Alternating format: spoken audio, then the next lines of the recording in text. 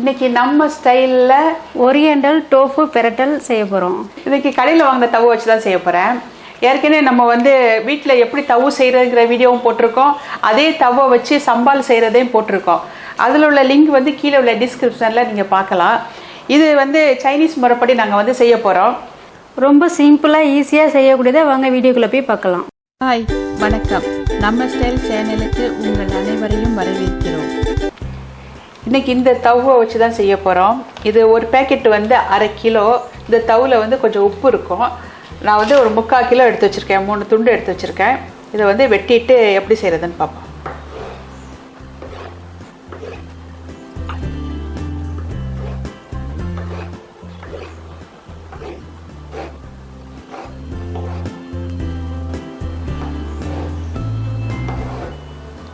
இது பொரிச்சு செய்யலாம். நான் எண்ணெய் கம்மியாக சேர்க்கணுங்கிறதுக்காக ப்ராயரில் வச்சு சுட்டுக்க போகிறேன். இதை எல்லோரும் பொரிச்சு தான் செய்வாங்க. அது எண்ணெய் போட்டு செய்யணும். அதுபோக வேலையும் நமக்கு கொஞ்சம் அதிகமாக இருக்கும். இதெல்லாம் வச்சுட்டு அது தானாக வெந்துடுறதில்ல, தட்டி விட்டுட்டோம்னா அப்புறம் இடையில நம்ம வேறு வேலையும் பார்த்துக்கலாம். ஆமாம், அதனால் சுலபமாக இருக்கும். ஆரோக்கியத்துக்கு ஆரோக்கியம், மற்ற வேலையும் செஞ்சுக்கலாம்.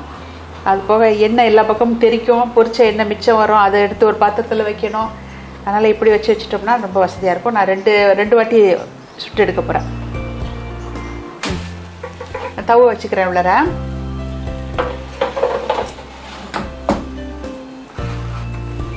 ஒரு 10 நிமிஷம் வைக்கிறேன். அப்படி உங்களுக்கு டைம் கூட வேணும்னா பார்த்துட்டு திருப்பி ஒரு 2 நிமிஷம் கூட வச்சுக்கலாம். சோயா சாஸ் வச்சு தவு பெரட்டல் செய்கிறதுக்கு 1.5 வெங்காயம் இந்த மாதிரி மெல்லிசாக வெட்டி உருத்தி எடுத்து வச்சுருக்கிறேன். 3 பல் பூண்டு கொத்தி வச்சுருக்கேன். கருப்பு மிளகு 1/2 உடச்சி 1 மேஜை கரண்டி எடுத்து வச்சுருக்கேன். 1.5 மேஜை கரண்டி சோள மாவு எடுத்து வச்சுருக்கேன். நம்ம சமையல் பண்ணி முடிக்கிற பட்சத்தில் இதை கொஞ்சம் தண்ணி ஊற்றி கலக்கி ஊற்றி செய்கிறதுக்காக வச்சுருக்கேன். டார்க் சோயா சாஸ் 2 மேஜை கரண்டி எடுத்துக்கிறேன்.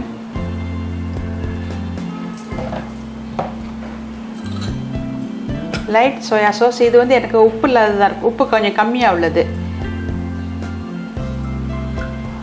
2 எடுத்துறேன்.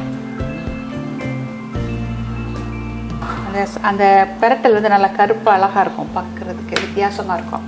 இந்த சாஸில் ஒரு 3 மேஜை கரண்டி அளவுக்கு தண்ணி ஊற்றி கலந்துக்கிறேன்.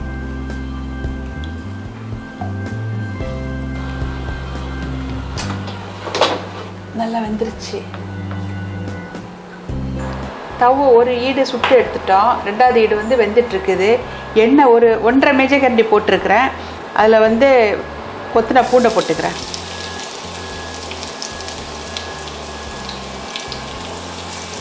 இது நம்ம தாளித்து எடுக்கக்குள்ளே அந்த ஈடும் வந்துருமா, சீக்கிரமாக நம்ம முடிச்சிடலாம் வேலையை.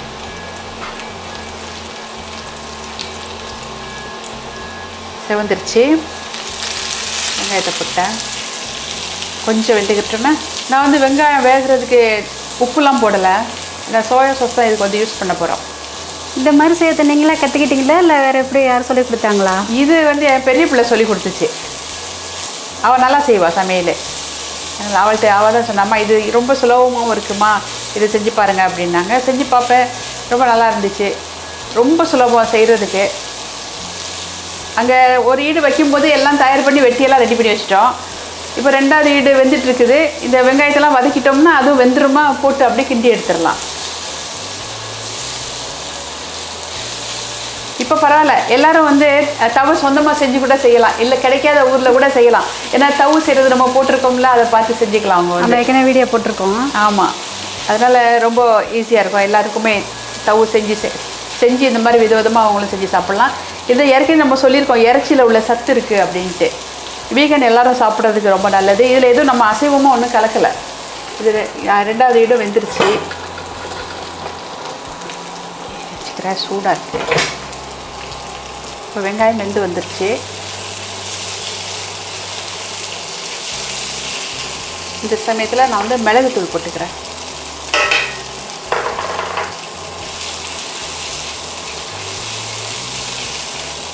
வெங்காயத்தை மெல்லிசாக வெட்டினதுனால சீக்கிரமாக வதங்கிருச்சு.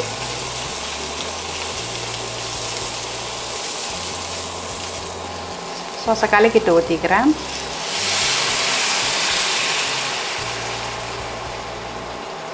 Light soya sauce, dark soya sauce கொஞ்சம் தண்ணி ஊற்றி கலந்துது.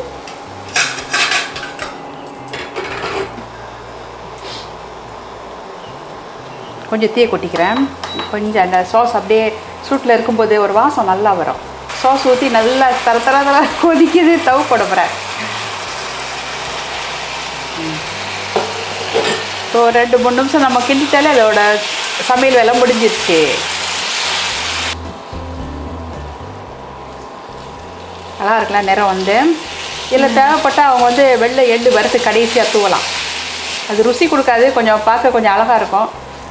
தவு தான் நம்ம சொந்தமாக செய்கிறோமே, அப்படியே நீங்கள் கடையில் வாங்கினீங்க? அது அவசரத்துக்கு நமக்கு வந்து செய்யணும்னா அதை ஊற வச்சு அது 8-10 மணி நேரம் ஊற வைக்கணும். அப்புறம் அரைச்சி பால் எடுத்து அது செய்கிறதுக்கு தவு கிடைக்காட்டி பரவாயில்ல, தவு ஈஸியாக கிடைக்கிறதுனால அவசரத்துக்கு டக்குன்னு வாங்கி செஞ்சுக்கலாம். ஆமாம், நமக்கு நம்ம செய்யணும் அப்படின்னு நினச்சோம்னா நம்ம செய்யலாம். நம்ம செஞ்சோம்னா அதில் எந்த கெமிக்கலும் இருக்காது. இவங்க என்ன போட்டு செய்வாங்கன்னு நமக்கு தெரியாது. இதனால் அவசரத்துக்கு நம்ம செய்யணும்னா டக்குன்னு இதை மாதிரி செஞ்சுக்கலாம். இப்போ நான்லாம் இந்தியாவுக்கு போனால் நிச்சயமாக தவு வீட்டில் தான் செய்வேன். அப்போ தான் தவை கிடைக்கும். ஆனால் சோயா கிடைக்குது, அதை வச்சு செய்யலாம். அங்கே பெரும்பாலும் தவுக்கு கிடைக்காது. ஆமாம், கிடைக்காது, தவு கிடைக்காது. கிட்டத்தட்ட வெந்துருச்சு. நான் ஒன்று எடுத்து சாப்பிட்டு பார்க்க போகிறேன். தட்டையெல்லாம் குழந்து வச்சுட்டேன் ரெடியாக.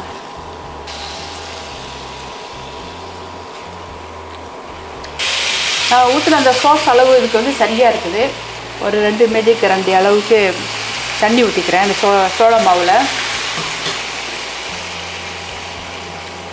கலக்கிறேன். இப்போ ஊற்றிடுறேன்.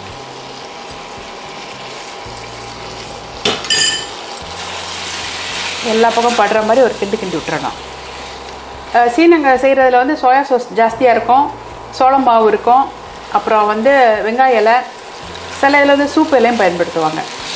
நம்ம தான் வந்து மல்லி புதினா அதிகமாக யூஸ் பண்ணுறது. நம்ம தான் அதிகமாக சமையலில் போடுவோம்.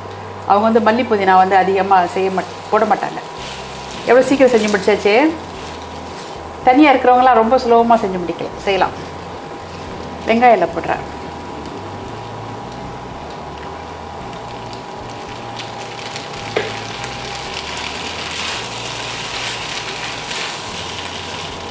பத்து நிமிஷம் கூட இருக்காது. ஏன்னா அடுப்பில் வச்சு எடுக்கிறது. வெங்காயம் மட்டும் தான் கொஞ்சம் நேரம் எடுத்துச்சு. இது நம்ம ஃப்ராயர்லேயே வச்சு சுட்டதுனால அந்த வேலை நமக்கு வந்து இல்லை. கிட்ட நின்று பிரட்டி விடணும். எண்ணெயில் போட்டோம்னா பிரட்டி விட்டு எடுத்து கொஞ்சம் நேரம் எடுக்கும். இது அந்த நேரம்லாம் நமக்கு இல்லாதனால முடிஞ்சிருச்சு.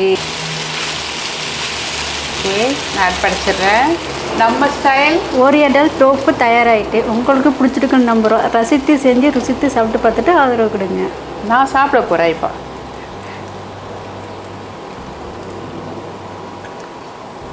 என்கிட்ட கொடுத்தா நான் சும்மா வச்சு சாப்பிட்ருவேன். நல்லா காரம், அந்த உப்பு அதெல்லாம் கலந்து நல்லா இருக்குது. இது வந்து நம்ம சம்பால் மாதிரி ரொம்ப காரம் இல்லை. அந்த மிளகோட காரம் மட்டும்தான் நல்லா இருக்குது. இது சாதத்துக்கும் பொருந்தும், சும்மாவும் சாப்பிட்லாம், ரொட்டியில் சாண்ட்விச் மாதிரி கூட வச்சு சாப்பிட்லாம்.